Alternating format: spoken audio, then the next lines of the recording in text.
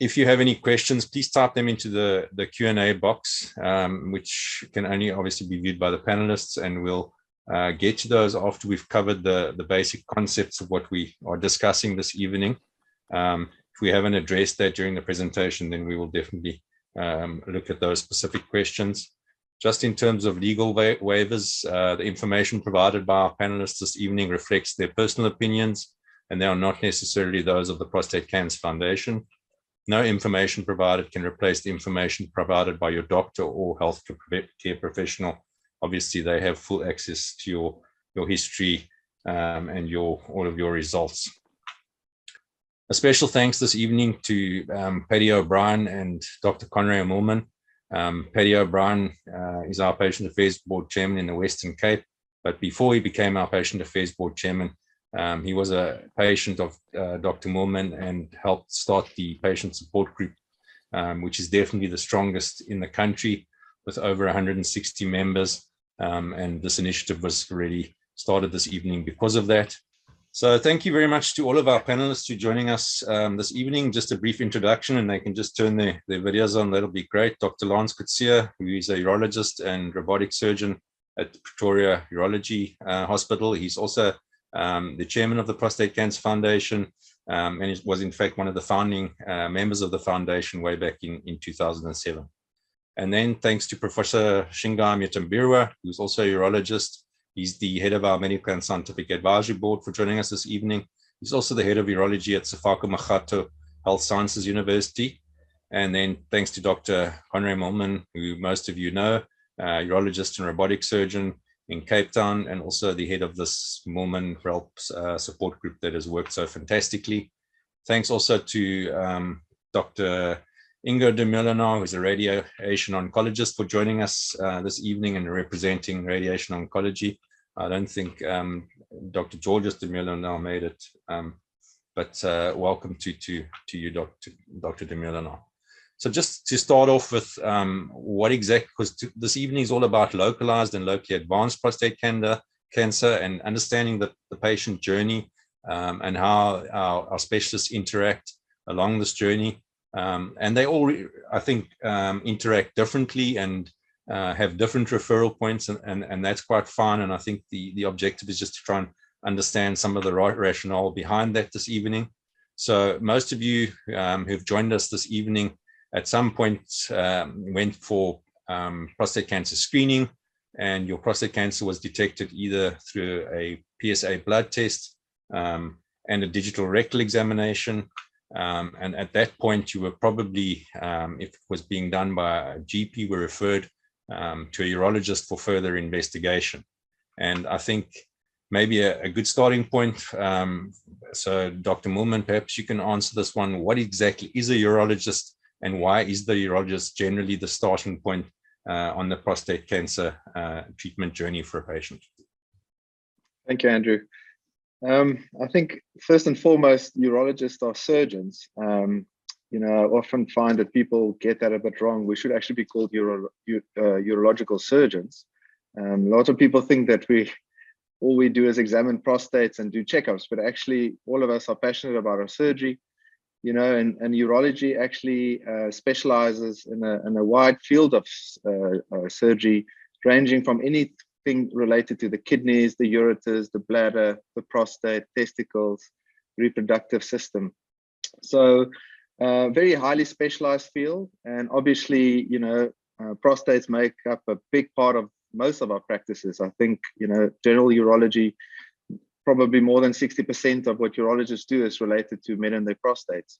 And of course, us as robotic surgeons do even more. So, and because of the fact that, we are the ones that patients come to see for checkups, or general practitioners refer to us as patients with high PSA readings on routine testing, we always the starting point of this journey as the ones to first diagnose and then to manage it. I think as a urologist, we are certainly the gatekeepers of this field, and that's probably across the globe. But it doesn't necessarily mean that we're the only ones or the most important ones when it comes to the treatment of prostate cancer. Nobody goes to see an oncologist for a checkup. So oncologists, unfortunately, as a bit of a bad rap most times, because people think once they have to see oncologists, it's the end of the road or palliation, which is not always true. I think in prostate cancers, a good working relationship with the urologist and the oncologist is very, very important. And in an ideal world, especially in state sector, we know there's lots of multidisciplinary groups where patients gets discussed individually about the best way to manage and go forward. Private practice in South Africa is slightly different. So urologists will always be the ones that makes the diagnosis, then counsel the patients about the treatment options, and most of the times are the ones who do the treatment. In robotic surgery, it's gained a lot of traction, as everybody knows, over the last couple of years, and it's a field that made a big comeback in the fact that in the olden days, open surgery for prostate cancer, as we know, has had a lot of complications, and robotic surgery has taken a lot of that away. So certainly, as a robotic surgeon, that it seems to be a good treatment for most patients with prostate cancer. But we know that there's lots of urologists who do brachytherapy and work more closely with oncologists in that regard. But for me, I feel that a good working relationship with oncologists is very important in prostate cancer, especially in cases, as I'm sure we'll discuss, after robotic surgery, where there are some failures and also to decide what the next step is in management. So the oncologist's role in prostate cancer is exceptionally important. It's not because we are the gatekeepers. It should really be a shared responsibility. Prof. Singh, thanks very much, Dr. Moolman. Prof. Shingai, is it similar in the state sector, or is there a multidisciplinary team approach from the initial contact with the patient and the initial diagnosis? Yeah, good evening, and good evening to the participants. I'd like to also, just before I go into that, just thank you for joining us. And actually, I hope you spread the word around, because I think this is an important forum for people to understand how we treat prostate cancer and how we can actually prevent problems.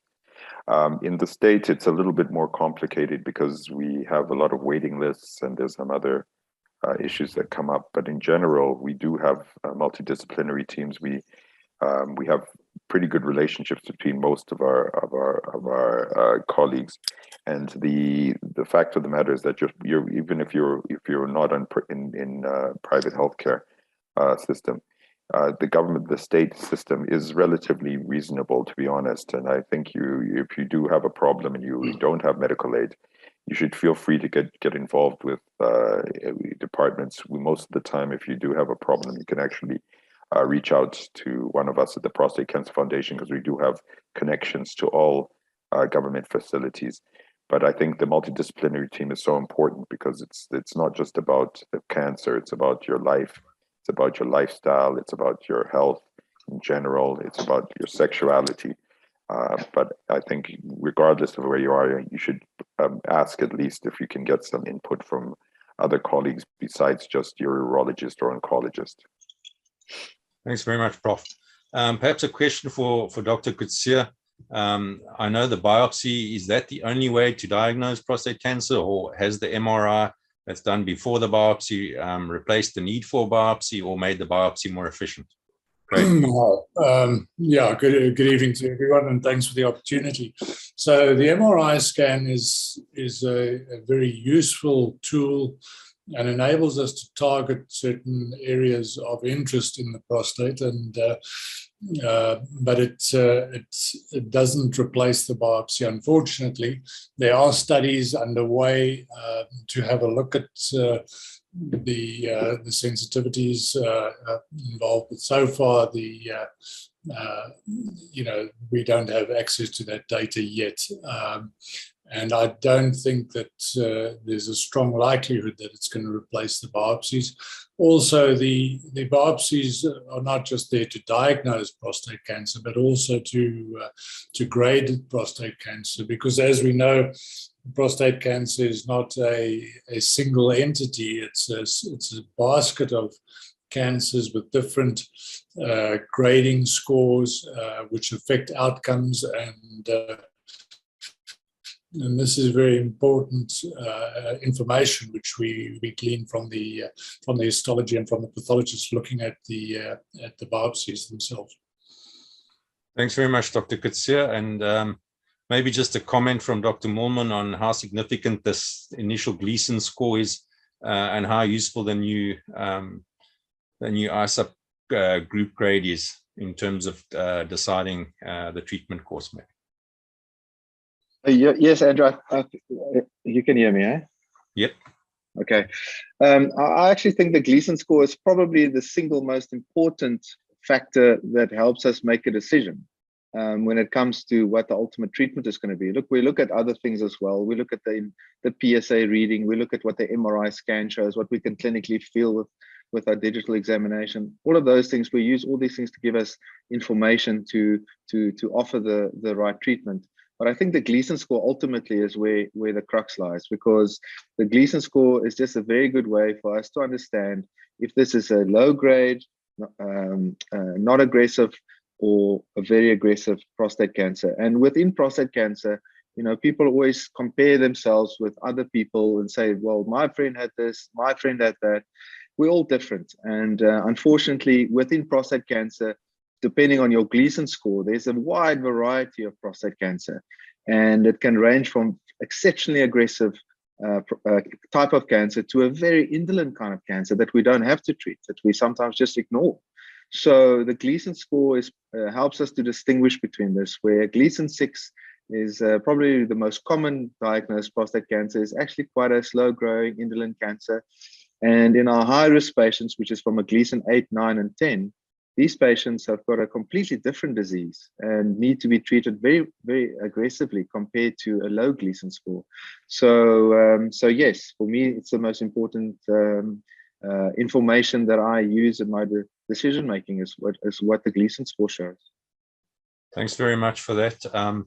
Just some of the other checks that patients will be aware of that they are sent for to try and detect whether the cancer is spread, and maybe a question for Dr. Coetzee. What other issues on the biopsy or the blood test results are already significant in terms of your prognostic indicators and staging? Well, certainly the other thing that we look at on the biopsy is the volume of cancer within the biopsy cause. And this is important, you know, and it's of proven prognostic value. If you have 80% of your cause positive and you're dealing with a high volume, high grade cancer, it has a different implication to you know, a single core or very low volume cancer, which is often detected at an early stage. So that's an element that certainly we look at. In terms of the blood tests, obviously the PSA score is, or the PSA count is a significant factor that we use in a lot of the nomograms that we use to basically categorize patients in terms of risk categories. However, it's a very variable and somewhat unreliable parameter, because some of the very aggressive cancers are too poorly differentiated and they don't make much PSA. So, you know, we use it, but it's got to be used properly. And there's been a lot of criticism about PSA in the lay press, but it's actually the most sensitive marker there is if it's used properly.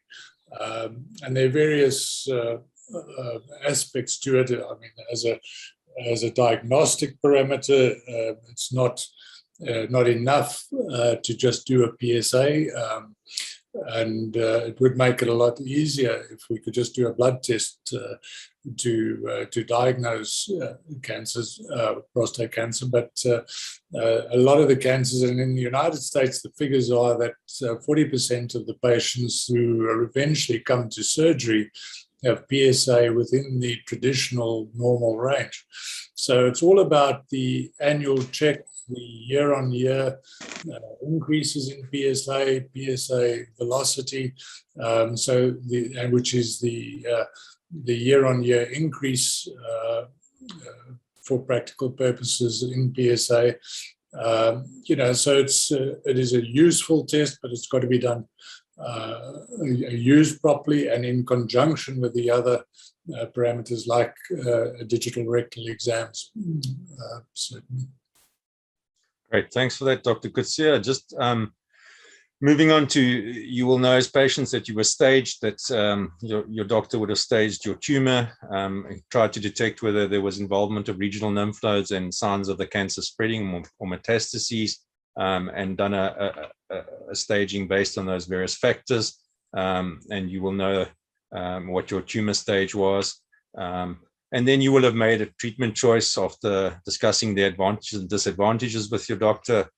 We do have some brachytherapy patients with us this evening as well, so it's not just prostatectomy patients, and you would have selected an option together with your doctor, either active surveillance if you had a lower risk prostate cancer, or you perhaps would have chosen to have surgery with or without pelvic lymph node dissection, and maybe that's a good starting point there for Dr. Mulman in terms of how do urologists decide when they're doing a radical prostatectomy, whether they should include pelvic lymph node dissection or whether to leave it out, because I know there are some disadvantages to it as well. Yeah, you're correct, Andrew. It's a very contentious issue, even between urologists themselves and internationally. There's lots of debate about the role of pelvic lymphadenectomy. Is it good? Is it bad? Is it curative? Is it not? Does it have too many complications? Are we doing it for the right indications? And so on and so on. So there's what we do is we offer it for all our patients with high risk prostate cancer. And there's also a group of intermediate risk prostate cancer patients that you should do a pelvic lymphadenectomy. But there is a lot of traction internationally about the role of it, if it actually adds any value. A lot of people feel it's more like a staging procedure to give information about prognosis and the way forward.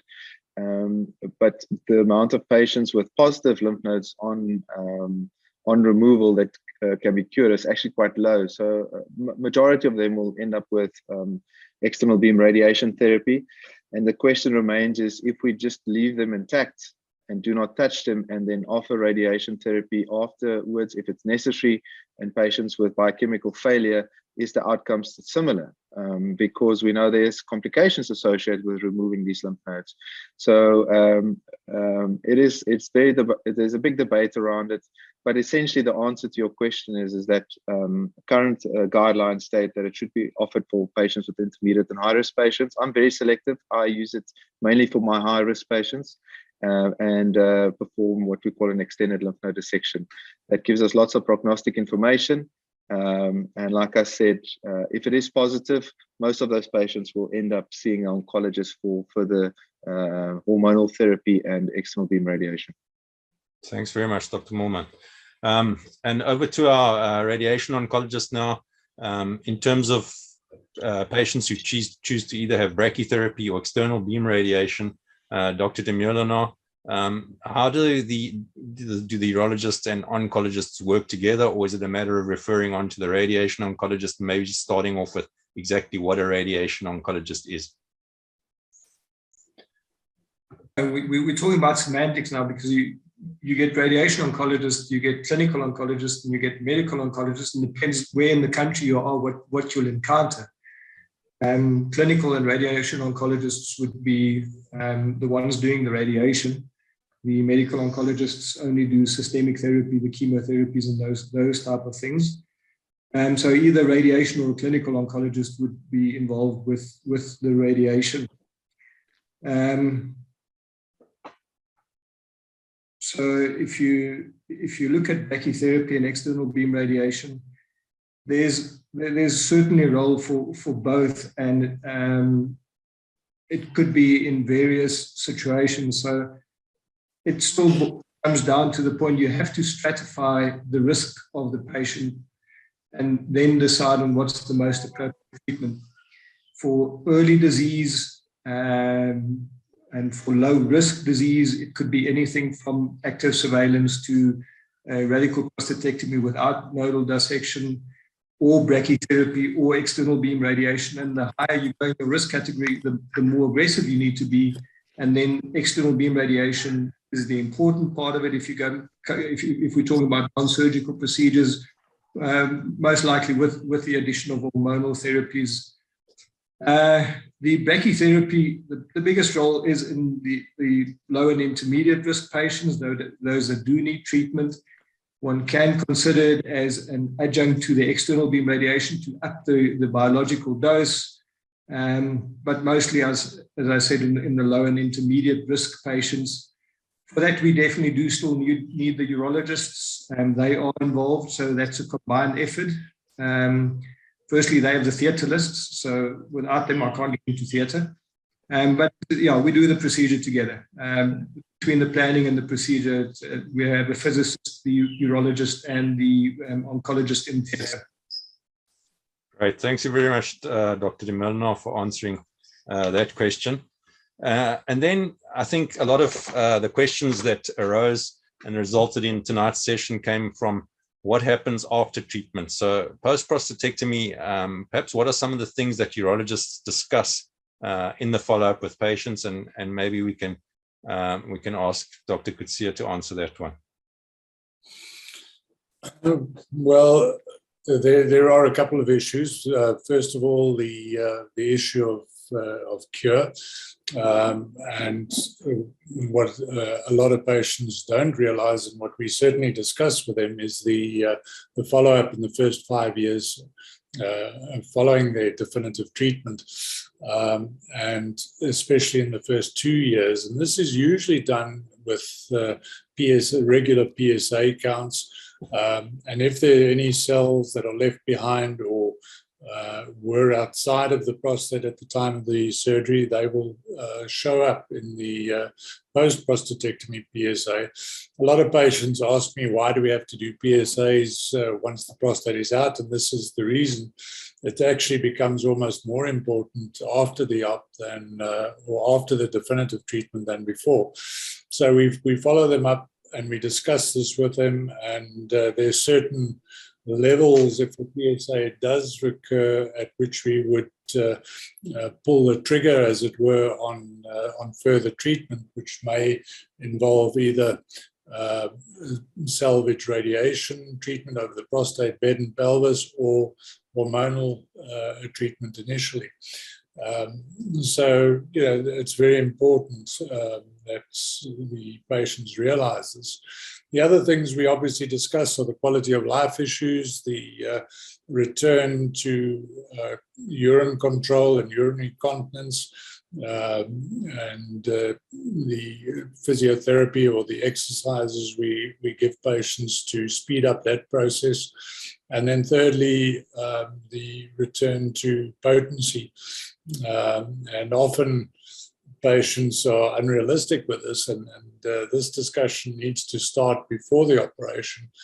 I find a lot of patients are very focused on their cancer, and before the operation they say to you, I don't care about the rest, just cure me.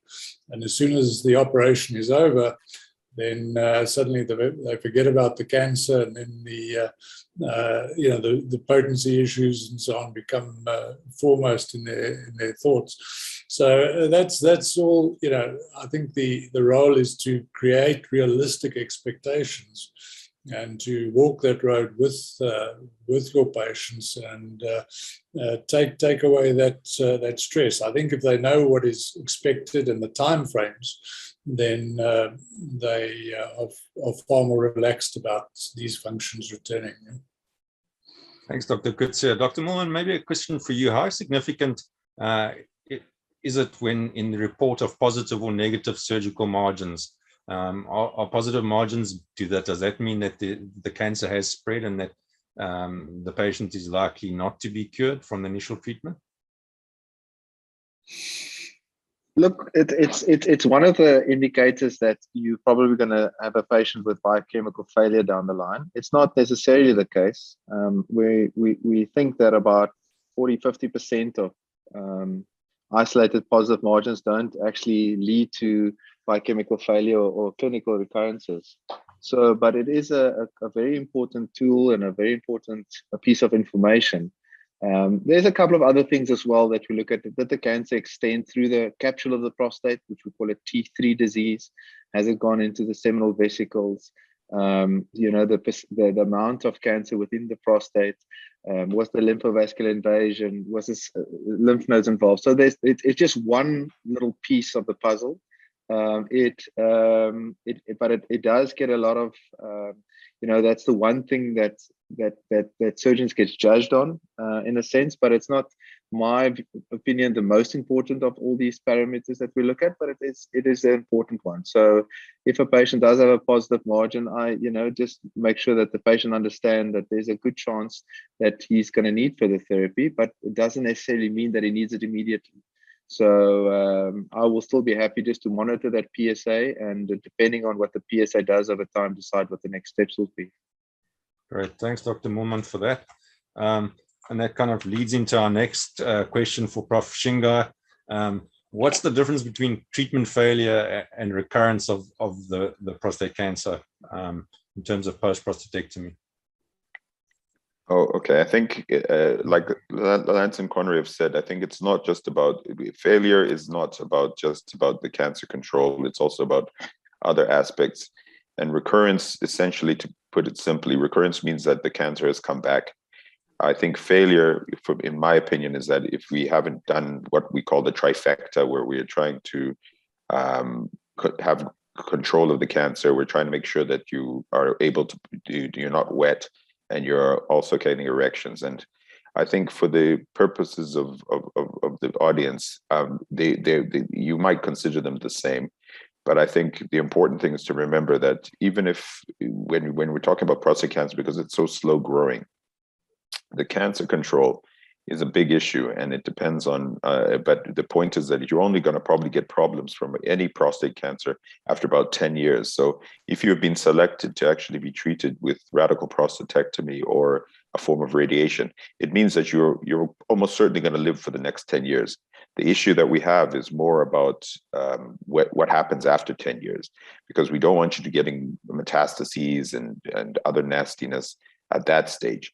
So the short answer, I think, is to relax. There's lots of things when you have a recurrence of the cancer. There's still many treatments. If you've had a failure and it doesn't, one of the trifecta has not been met, all of those are still treatable as well. So I think the choice is of what therapy you need to do, including, like Conrad was saying, about active surveillance. I think it's a little bit underutilized.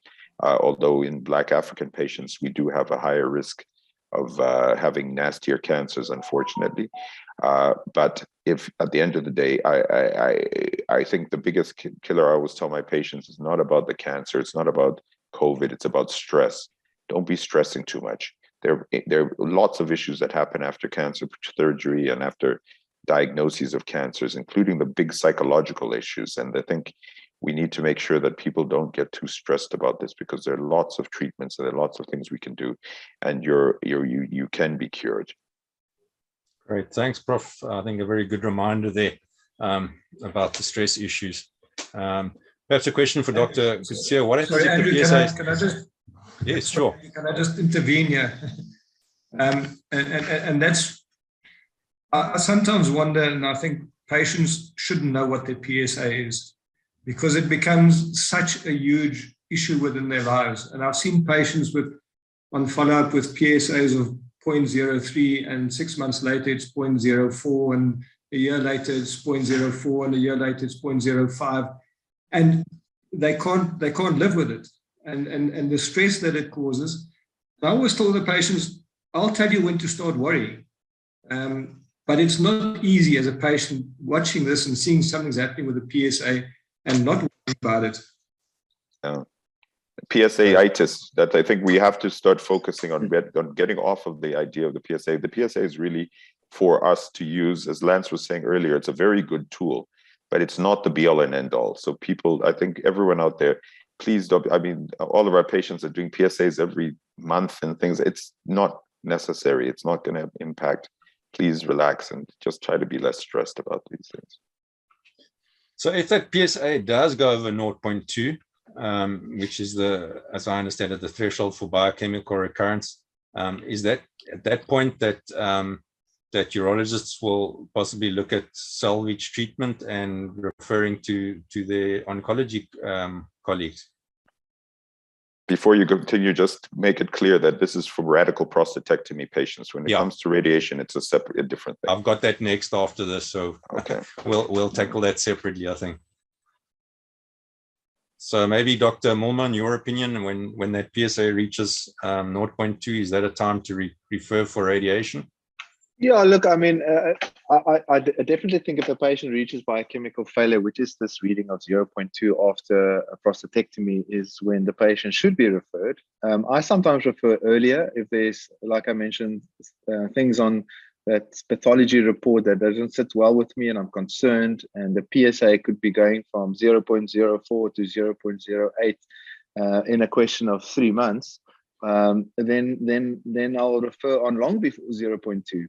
But I think, generally speaking, around about 0.2, if you speak to the radiation oncologist, they would like to give the salvage therapy before it reaches 0.5. So usually around about 0.2 is a good indication for us that the oncologist would really be getting involved. But then again, if you did the robotic prostatectomy like 7 years ago and the patient's PSA is now sitting at 0.2, does he need radiation therapy? You know, so there are things that we look at, like we touched earlier on this doubling time. How long does it take for the PSA to actually double in value?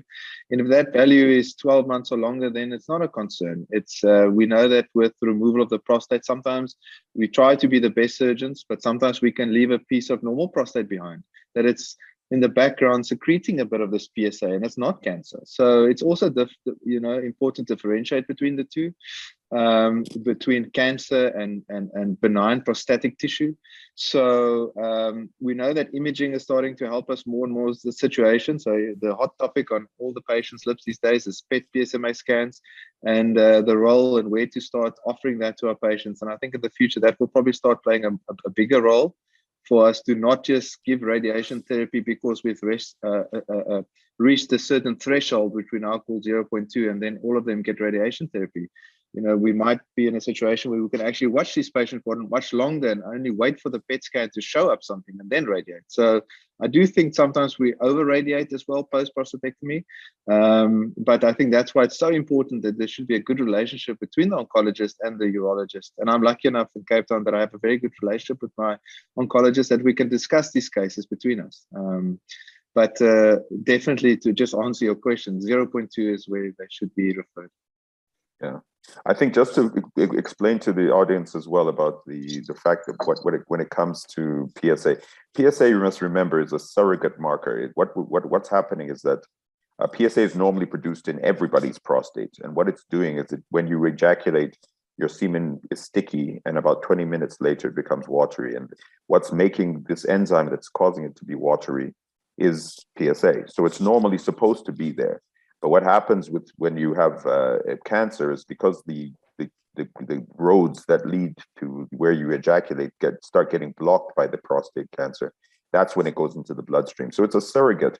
So like Conrad was saying, is that just because it's a little bit raised doesn't mean that your cancer has come back. And we shouldn't be overthinking it as well, because as we're all saying, it's really important for you to remember that this is a group effort, including you. You're the focus of the cancer and the treatments, but everybody around you is also going to be talking. And please, I always tell my residents that the only stupid question is the one you haven't asked. So always ask questions. Find out what your doctor's doing, why he's doing these things, because that'll impact on your outcomes as well. Thanks, Prof. Shinga. Perhaps a question for Dr. De Mullenaar. What radiations are most commonly used for salvage therapy after prostatectomy, and if ADT or androgen deprivation therapy, that's when testosterone is pretty much taken away. Who manages that? Is it the oncologist or the urologist or both? So the first question is the easy one. Without a prostate in there, there's no place to put radioactive seed. So brachytherapy is certainly not an option. So it's external beam radiation, because you have to cover the whole bed of the prostate, which is quite a wide area. because you don't know where the cells are. You've got no specific target. You have to cover that whole area. So that's typically 6.5 weeks of daily radiation. There is value in certain patients. I don't think in all patients to add the ADT. Those with the more aggressive cancers do benefit from with temporary hormonal manipulation. Normally, if they do come for radiation, it would be the oncologist that would do the ADT, but the urologists know exactly what to do. So, and many of them arrive there with already starting treatment with ADT. Great, thanks, Dr. de Molenaar. And the next question for you as well, after patients had brachytherapy or external beam radiation therapy as their initial treatment, what levels should the PSA reach? And then how do you define recurrence or treatment failure? And what are the treatment options for them if they get recurrence or treatment failure? Just all easy and simple questions, I see. Okay, so what levels should the PSA reach? It doesn't matter. I think one needs to remember that the prostate is still there. So if it can still produce PSA, it definitely produces less PSA than a non-radiated prostate. The important thing then becomes the graft of the PSA afterwards. So if it drops down to 1.5 and it stays at 1.5, it's perfect. If it drops down to 0.5 and it goes up to 7, it's something totally different. So the value is not that important. It's what happens thereafter, and you have to follow it up. The other very important thing that people should realize is that radiation takes time to work. We're talking about a slow-growing cancer. And because it grows slowly with radiation, it dies off slowly. And if you had to do biopsies on the prostate within a year after being radiated, you'll probably still find cancer on the histology. So the PSA will take a year, 18 months to reach its lowest value. So don't expect too much too soon. There are two official definitions for recurrence, and both can be used and both can be very inaccurate. The one would be the nadir +2. So if the lowest value ever was 0.5 and it goes up to 2.5, that would be classified as a failure. And the other one is 3 consecutive increases in PSA at least 3 months apart. So you can only say that it's a failure after 9 months. Just to confuse things, about 30% of patients, especially after brachytherapy, will develop a PSA bump. So a year, 18 months after the PSA shoots up and it can go up to 10, 11, 12, stay there for 6 months and then drop down again. So one has to look at the whole picture before really calling it. And it makes it a little bit more difficult than compared to surgery, because there you've got it's a much more accurate way of monitoring it. If you do fail, what are the options? If you fail locally, in short, the options would be to monitor. So if you have a low-grade cancer that you 10 years after, and the PSA goes up slowly, just as with the radiation, there is an option of active surveillance. You could treat it with surgery, and one has to choose the right patient for the right treatment, as always. If you fail very soon after radiation, it means the radiation wasn't effective. Then one would want to try a different option. And then if surgery is possible, one can do it. It's very difficult. Certainly more doable after brachytherapy than after external beam radiation, but the complication rates are definitely higher after any form of radiation. So one has to look at it carefully. In general, a lot of patients would end up with hormonal treatment, which is an option, and one can do that intermittently. In some patients where the recurrence takes place quite late, one can consider re-radiation. But again, these are options, and they all have their pros and cons, and they all have their place in the right scenario. So there are options, but one has to think about things and again discuss it with your colleagues. Thanks very much, Dr. de Molenaar. Perhaps just one of the last questions, and I don't think we're going to tackle the whole issue tonight because it's probably another whole webinar.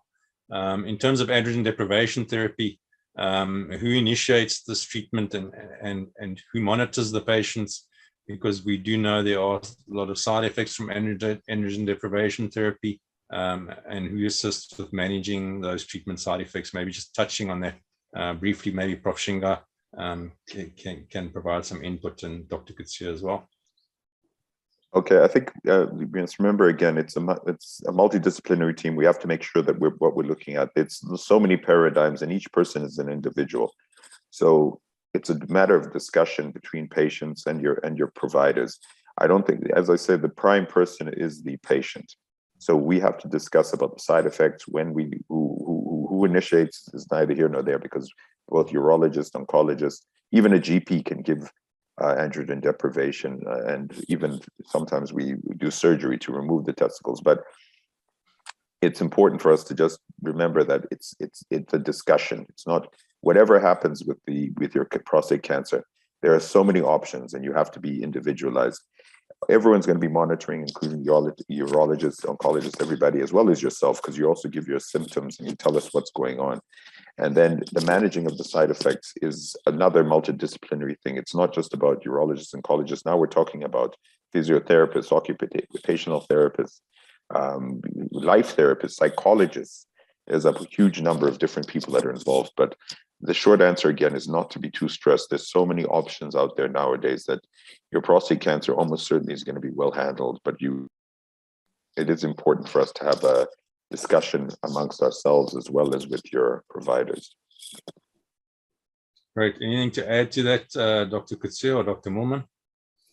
Yeah, I think that it's usually the primary treating physician who does the monitoring of the patient, and who would then decide on when is the appropriate time, as Shinga said, after discussing this with the patient, to pull the trigger on additional adjuvant treatment. There are certainly guidelines, and it depends on what the initial primary treatment is, but it also depends on a number of other issues. It depends on the age of the patient. It depends on the Gleason grading, the volume of cancer, and so on. We would, for example, in a younger patient who has a PSA of 0.2 following surgery, probably be more aggressive than in a patient who's in their mid to late 70s, for example. So, yeah, it is. There are a number of factors, and there are grey areas, but that discussion has to be individualized with each of the patients. Yeah. Great, Dr. Moorman, anything to add to that, or? Okay, I think when it comes to androgen deprivation therapy, as urologists, we give it in palliative care. So when we can't cure the patient anymore, that's, I think, where urologists manage their patients with this on a long-term or intermittent basis. But from a curative intent, we know that the oncologists use it because it's been shown to improve their radiation results. So I think in that setting, from cure, it really is the oncologist who administers and monitors the patient. We don't use androgen deprivation therapy when we offer patient robotic surgery. The results hasn't shown that it has any improvement in survival. So, but like the others have said, it's a shared responsibility, and therefore, there are side effects associated with it, which is a wide range of things. But urologists and oncologists are very well trained to understand the side effects and manage it appropriately. Dr. de Milano, anything from an oncology perspective on androgen deprivation therapy? Just touching on it as part of salvage or therapy? I don't think I have much more to add. I think everybody has made their points, and I think everybody is correct. And it is a shared treatment modality, if you want to call it. But and I think the one thing that one has to remember is there's no clear cutoff to say that this is the role of the urologist and this is the role of the oncologist. There's a lot of fluency between the two, and some urologists would not start any hormonal therapy. Some would take it all the way. So everybody can do that, and everybody's trained to do this. So it's a shared treatment. Great, thanks for that. I'm just going to go to some of the questions in the chat box. There was a specific question on should a patient with a Gleason 8 seminal vesicle invasion post-RALP PSA failure with a PSA greater than 0.2 be referred to an oncologist? And I think you kind of answered that, Dr. Moorman, that you would probably even have looked at referring that patient earlier, but maybe you can just comment. Definitely, that patient definitely needs to see an oncologist, and probably due to the findings of that histology report will be offered early salvage therapy, not early radiation therapy, or as we call adjuvant, and not salvage where we wait on a later stage, just because the severity of those findings of the histology report. Okay. Interesting question. Do any of the urologists or oncologists recommend lifestyle and nutrition changes to supplement mainline therapy, radiation or chemo treatments? Maybe Prof. Shinga? Oh, yeah, definitely. I think what we must remember is that a diagnosis of any cancer, including prostate cancer, is not the be-all end-all of your life.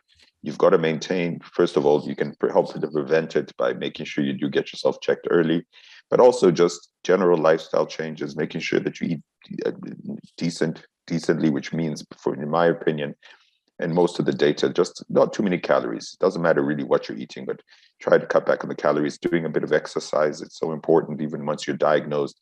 And again, there's evidence to show that it can help to prevent issues going forward. Smoking, we don't like to pontificate, but smoking increases the risk of every cancer, including prostate cancer. If you are smoking, please stop. If you don't, again, the fourth one is there, stress.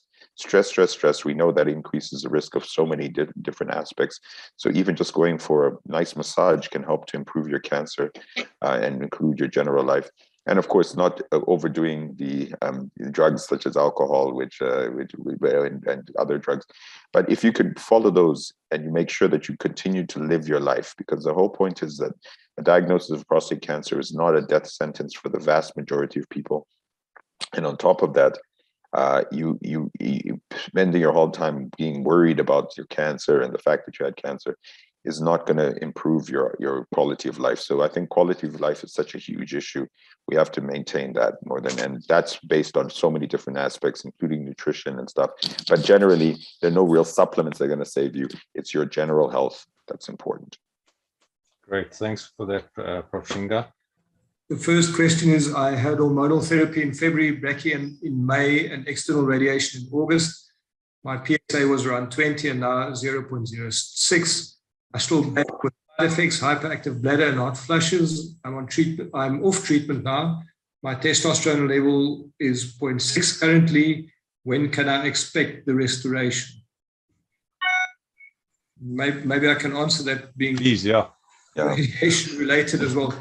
I think firstly, from what one has to remember, the brachytherapy is a very slow treatment. It's low dose rate. The iodine seeds that are used has a half-life of 2 months, which means that it takes up to 10 months for the full radiation to be given. And then added on, the external beam radiation definitely enhances these side effects and makes it worse. And it takes a bit longer to settle down. So with the brachytherapy only, at least 8 months before you can expect any improvement. It does take a lot of time. Following the hormonal treatment, after your last injection, at least 6 months before things start improving. Then there are other factors. It's very patient dependent. Older patients can take a year, 18 months to recover if they recover at all. So there are other factors as well. And all I can say is, unfortunately, you have to be patient. I think you're within what one would expect from a side effect profile. Things should improve. So just, And just to reiterate that all these side effects that you're having, that we have treatments, we can help you with them. So I think the point is to bring it up with your treating physicians and in the multidisciplinary team again, so that we can actually address, like, for example, overactive bladder. There are lots of treatments we can give you to help with that. There's things with the hot flashes, we can fix that as well. So just make sure that you just keep an open line of communication with your team.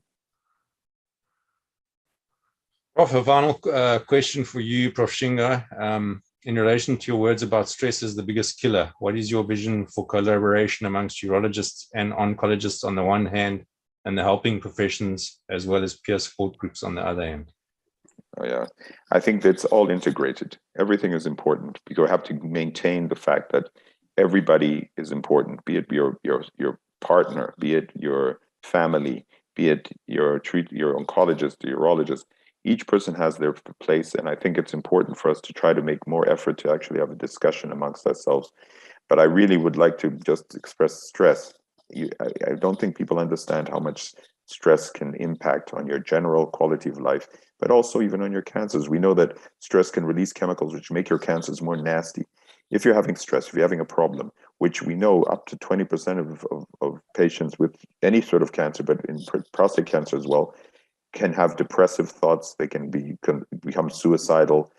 It's not, you need to get it addressed. Don't push it under the carpet, and bring it up with whichever treating physician that's in front of you. And then they can make a decision on who, if they need to conduct a multidisciplinary team or if they need to refer you on. But try to relax, and I think everybody needs to get involved, but particularly the patients. You're the number one focus for everything that we're doing. Thanks very much, Prof. Shinga. Dr. Coetzee, your final comments? I think there have been some very valuable points made and good questions asked. And I think the one thing that stands out is that this is a multidisciplinary, a disease which should be approached in a multidisciplinary fashion. There aren't any absolute right or wrong answers. Whatever decision you take, whatever the primary treatment is that you undergo, just keep testing, and don't think that once your initial treatment is over, that the side effects that you are left with are permanent, and just keep monitoring. I see too many patients who disappear off the map and after their primary treatment and come back and have missed the boat or the opportunity to salvage any potential recurrence. Thanks very much, Dr. Coetzee. Dr. Dumula now, as our only radiation oncologist amongst all urologists, your final comments. Well, I think it was a good discussion. I would have loved to have more questions, but as I said, and everyone said this before, it's a multidisciplinary management, and there may not be official tumor boards for prostate cancer, but in essence, we all talk to each other, and it's mostly shared decision making in any case. I think patients can be quite comfortable that they are being treated correctly and appropriately. Great. On that note, I'd just like to thank all of our panelists for giving up their time this evening and for their input. I think this was the first of hopefully what will be many more interactions between patients and healthcare professionals. I think it's great to have that dialogue and to have these discussions. So thank you very much for your time. Thank you to Paddy for your fantastic work that you do with your support group, and for picking up the trends and helping us put this together.